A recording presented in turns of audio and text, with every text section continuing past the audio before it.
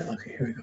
This is something I do for every client. So I get all the Saturn and the 8-year graph together, and then I have a 2-year graph, just the conjunction squares, oppositions, and semi-squares, 135s of the planets Mars to Pluto, and with if they change sign, if they change houses, if they go direct or retrograde, those dates are written along here. And I had this calendar set up, and in it, okay, what I did, let me show you in Matrix how this works.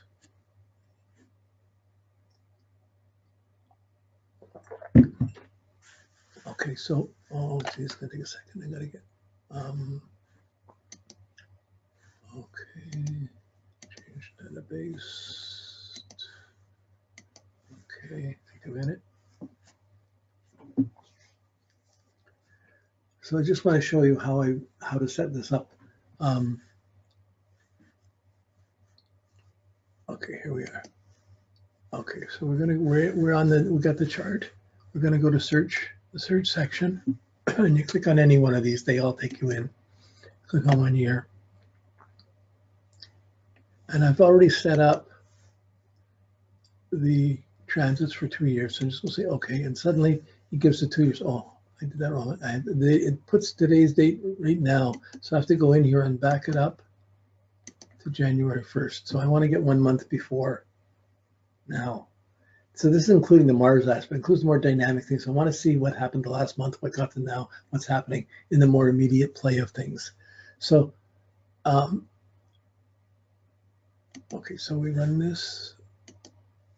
That's a save search, I already made it. So that sets all these things up. But if I just want to go in and edit this. This is what I've set up for the, let's just go edit this. Okay, so I went into the search, and it has a search there, and I put edit. Okay, it's only transit, it's a transit to natal search, but I'm in on the edit. And in the edit, I've clicked everything off except Mars, Jupiter, Saturn, Uranus, Neptune, Pluto for the search planets. And on the target planets, I put the ascendant, midheaven, and Moon, Sun, Mercury, Venus, Mars, Jupiter, Saturn. No aspects to Uranus, Neptune, or Pluto, or the node. It's disproportionate. The main effects come from Uranus, Neptune, Pluto to the Mercury, Mars. Here, I want to see what's happening with the outer planets to the inner. And I've ticked on the sign ingresses, changing sign, house ingresses, and whether it goes retrograde or not. Okay, so that's how I've set it up. I put the aspect routine. They already have something set up that says hard aspects. It's similar. So I just have hard 8, and I do conjunction squares and oppositions in that. But and if you didn't want to do aspects, well, we're doing it for the aspects. You can cut them off. But that's basically it, and it's okay. I click OK. It comes back to the search. You can see the search, the targets. You hit OK, and we got our program here. So this is what I printed out. So I'm going to come out of this. Come out of Matrix. This is the 2-year graph. Okay, and when I go through this, I always do this as my prep work before I see someone. I go through it. I'm going through here.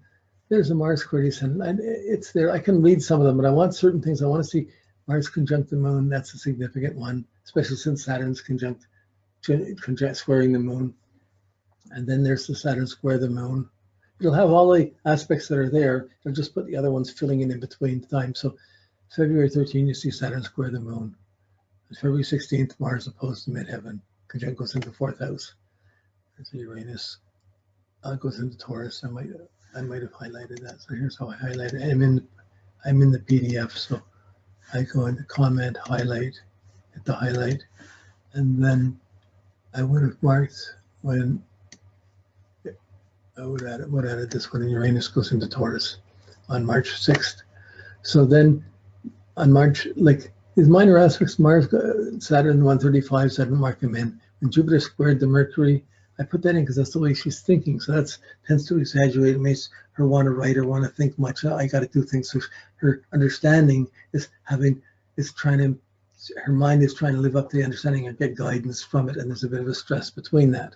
So that's March 10th, Jupiter. So these are just exact aspects. If it's Saturn, we know it's there for a few weeks. If it's Jupiter, it's there for maybe a week or so each side. If it's Mars, it's there for 4 or 5 days. So then we have the Jupiter Mercury. Then on March 31st, Uranus opposes the midheaven, conjunct CIC. That implies a change of move, a move. So she may move January, Mars conjunct the moon, but actually in January she was traveling to come to Canada. So she was moving to come to Canada with the Mars conjunct the moon. But there's she may, where she stays, she may make a place to stay, but with the Saturn to moon, I better take this, but she's not going to be happy with it. And she'll probably move again March 31st. Or change words. After that, see there's Mars squares the Sun, Mars squares the Venus, Mars conjunct Mars. I could highlight those, but I don't. I let them mostly sit there. Because I'll see it as I'm going through, I'm working with the person. Then Jupiter goes retrograde and comes back to the Jupiter square Mercury. So she's trying to figure out a puzzle. In March, Jupiter squares Mercury to May. So really this whole period, Jupiter squaring Mercury, she's trying to figure, what am I doing here? What am I going to do? How can I make this happen? I want to write. She's trying to write. The Jupiter to the Mercury, you can see trying to write and writing more and doing more. Could be taking out a lot. Okay, that could be happening through that. And when you go along through this, I didn't put the Mars to square the moon. I think I will always mark in, then there's another Saturn to moon in July. So it's just giving us the details of the 1 year, 2 years in a much more detailed way. So by July, Saturn's squaring the moon. By August, Mars is squaring the sun. She's going to be pumped and wanting to do something. She's on go. So there's a depression or restriction, a discontent in July, a drive to make something happen in August. So it's possible she could be depressed where she's living again and they make a move. Or she could just put up with it, get past the Saturn to the moon, and then see what she wants to do when the Mars conjuncts the sun. It's multiple choice. It's a mutable sign with Mars on it. All the things to do. It's a high energy. Then Jupiter squares the Mars. Like there's more writing, but it's not the conjunction. It's a square. So it's a struggle. What am I writing? What's right? What's wrong? How much am I doing? There's a puzzle still being figured out. What to write. Then by November, Saturn's squaring the moon again. She's feeling tired or a little depressed, or the habits are restricted. I'm working too hard. Then by the 21st, Mars will come up and conjunct the midheaven. So I'll put in Mars conjuncture opposed to Sun. I always put those in because of the energy levels. I'll put Mars sometimes when it conjuncts an angle. And sometimes I don't put it in, but sometimes I do. But definitely if Jupiter is making a conjunction square or opposition to one of the personal planets or the angles, I'd mark it in. So I'm doing the Jupiter and Mars inside of the Saturn and the 8-year graph.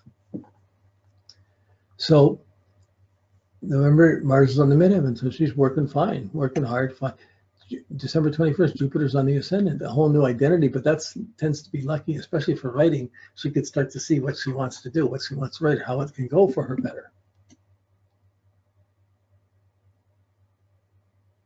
And everybody's is different, but we all have all these things going on. Mars every 2 years, we all get Mars going around our chart.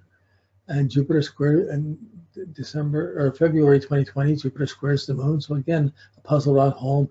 Now, I'm saying home, it could be where she's living, but it could be tied up to mom. It could be tied up to family. It could be tied up to anyone living with her. It could be puzzles of that sort. But in this period from January 21st, Mars goes in, 25th, Mars goes into the 12th house. I didn't highlight it.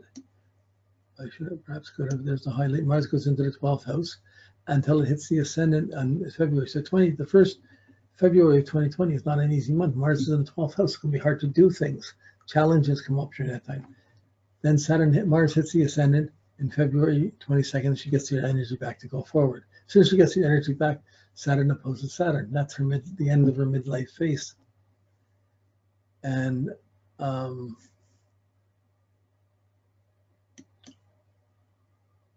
didn't have it on there. Saturn post Saturn. Note 90 is 2020. Oh, there it is. Yeah, 2020 3 times. No, it's on and off through the year. Okay, so that was the first hit at the Saturn opposed Saturn. The biggest thing with Saturn opposed Saturn is generally you don't want to be 20 anymore. You have to figure out, well, how am I going to navigate through it? So there's a reality check coming in. So this whole Saturn thing. There's a practical thing saying that I'm having to settle for this. I'm practically living it. There's a kind of disenchantment and just having to take care of things. and being busy and serious with where she's living. So having some commitment, something that pays the money. Okay, so whether that she takes another job to maintain the writing, or whether she does some writing that just pays and isn't exactly what she wants, but it pays to carry it, that she could carry. That would be realistic to carry through over this year. By May of 2020, Mars opposed the Sun.